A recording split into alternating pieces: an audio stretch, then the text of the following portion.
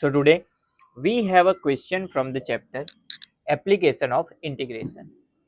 Application of integration में से question कुछ ऐसा दिया हुआ है हमको. Find the area of the region common to the parabolas 4y² that is equal to 9x and 3x² that is equal to 16y. ये दो जो इक्वेशन है पैराबोलास के, इन दोनों को कवर करता हुआ ग्राफ में जो एरिया है वो कितना होगा, वो यहाँ पे हमको फाइंड आउट करना है. तो सबसे पहले तो इसके लिए हम ग्राफ प्लॉट कर लेते हैं. तो सबसे पहले हम ड्रॉ कर लेते हैं. ये हो जाएगी हमारी एक्स एक्सिस एंड ये हो जाएगी हमारी वाई एक्सिस. अभी ये जो है वो क्या होगा, ओरिजिन. सबसे पहले तो हमारे पास जो टू इक्वेशन है उसमें से फर्स्ट इक्वेशन जो है 4y² that is equal to 9x, उसको अगर हम ग्राफ पे प्लॉट करें तो वो जो है वो हमको कुछ इस तरह से ग्राफ देगा. ये वाला जो पैराबोला है उसका ग्राफ इस तरह से हमको मिलेगा. ये है 4y² that is equal to 9x का ग्राफ. उसके बाद सेकंड जो इक्वेशन है हमारे पास वो है 3x² that is equal to 16y. इसको अगर हम ग्राफ पे प्लॉट करें तो ये जो पैराबोला है वो हमको कुछ इस तरह से ग्राफ में एरिया देगा. ये इक्वेशन है 3x² that is equal to 16y का. इन दोनों को कवर करता हुआ एरिया जो है वो कितना होगा, ये वाला एरिया होगा. ये एरिया कितना है वो हमको यहाँ पे फाइंड आउट करना है. अभी यहाँ पे ये एरिया फाइंड आउट करना है किसका यूज करके, इंटीग्रेशन का यूज करके. इंटीग्रेशन के लिए हमारे पास फॉर्मूला है area A that is equal to integration x1 to x2 y dx. जहाँ पे x1 टू x2 जो है वो क्या होती है, लिमिट होती है. अभी हमारा जो एरिया है वो स्टार्ट हो रहा है 0 से एंड हो रहा है इस पॉइंट पे, दोनों पैराबोलास के इंटरसेक्टिंग पॉइंट. तो सबसे पहले तो ये जो इंटरसेक्टिंग पॉइंट है वो इंटरसेक्टिंग पॉइंट कौन सा होगा वो यहाँ पे हमको फाइंड आउट करना पड़ेगा. इंटरसेक्टिंग पॉइंट हम कैसे फाइंड आउट करते हैं, इन दोनों इक्वेशन को सिंप्लीफाई करके. यहाँ पे हम क्या करेंगे, ये जो इक्वेशन है हमारे पास 3x² that is equal to 16y, उसमें अगर हम y को सब्जेक्ट बनाए तो y इज इक्वल टू हम क्या लिख सकते हैं, 16 डिवीजन में आ जाएगा. सो 3x² बाय 16 लिख सकते हैं. इस y की वैल्यू को इस वाले इक्वेशन में पुट कर लेते हैं, फर्स्ट वाले इक्वेशन में. तो क्या होगा, यहाँ पे 4 वैसे का वैसा रहेगा, ब्रैकेट में y की जगह पे आएगा 3x² डिवाइडेड बाय 16 का whole square that is equal to 9x. Simplify कर लेते हैं इसको. सो 4 वैसे का वैसा, 3 का स्क्वायर होगा तो वो होगा 9, x का स्क्वायर होगा, स्क्वायर है ऑलरेडी, उसका स्क्वायर होगा तो x⁴ डिवाइडेड बाय 16 का स्क्वायर क्या होता है, इसको हम इस तरह से लिखते हैं 16 इंटू 16, क्योंकि कैंसिल आउट करने में क्या रहे, आसान रहे उसकी वजह से. That is equal to 9x. दोनों साइड 9 क्या हो जाएगा, कैंसिल. x की यहाँ पे 1 पावर, यहाँ पे 4 पावर है तो 3 पावर आ जाएगी. ये कैंसिल आउट हो जाएगा 4 से. तो यहाँ पे बचा क्या, तो यहाँ पे सिर्फ बचा x⁻³ that is equal to 4 into 16. इसको हम लिख सकते हैं 4⁻3.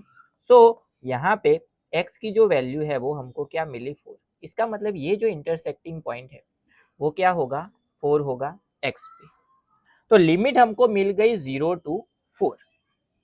अभी यहाँ पे जब हम ये फर्स्ट वाले इक्वेशन एंड ये सेकेंड वाले इक्वेशन में से हमको एरिया फाइंड आउट करना है, तो जब हम फर्स्ट वाले इक्वेशन में y को सब्जेक्ट बना के इंटीग्रेशन करेंगे विद द लिमिट 0 टू 4, तो यहाँ पे ये नीचे वाला जो एरिया है वो हमको ये वाला एरिया टोटल मिलेगा.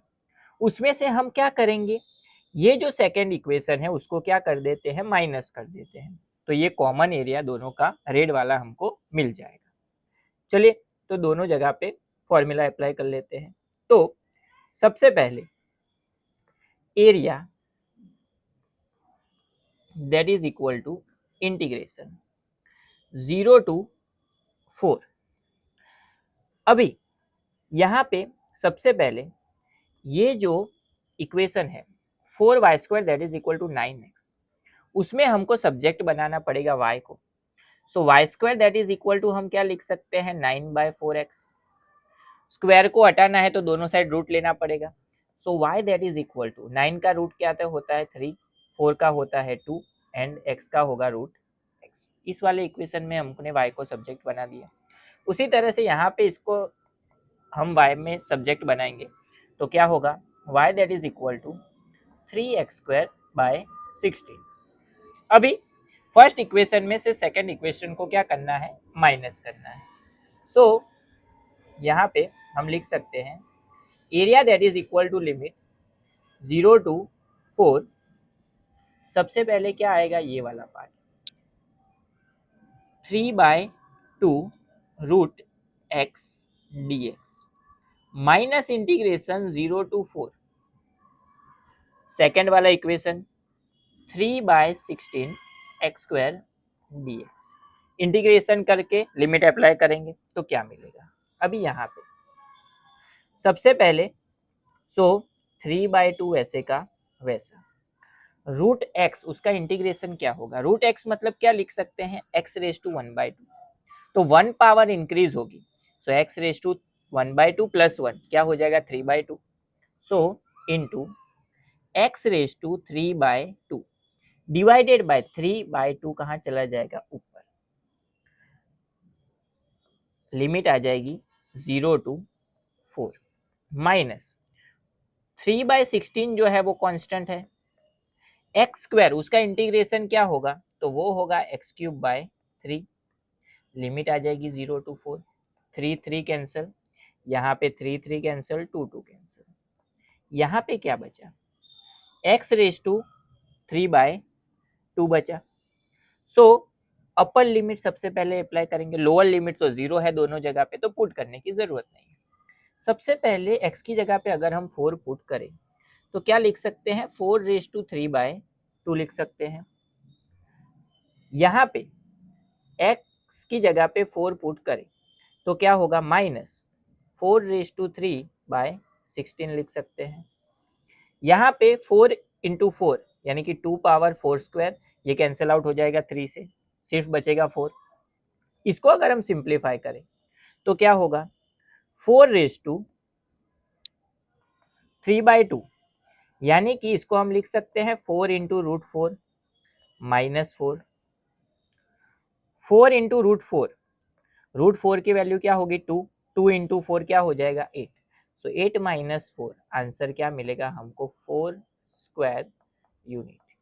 इसका मतलब ये हुआ कि यहाँ पे जो हमको फाइनल आंसर फाइंड आउट करने के लिए बोला गया था एरिया ऑफ दिस 2 पैराबोलास जो दोनों में क्या है कॉमन है वो हमको क्या मिल गया 4² यूनिट मिल गया।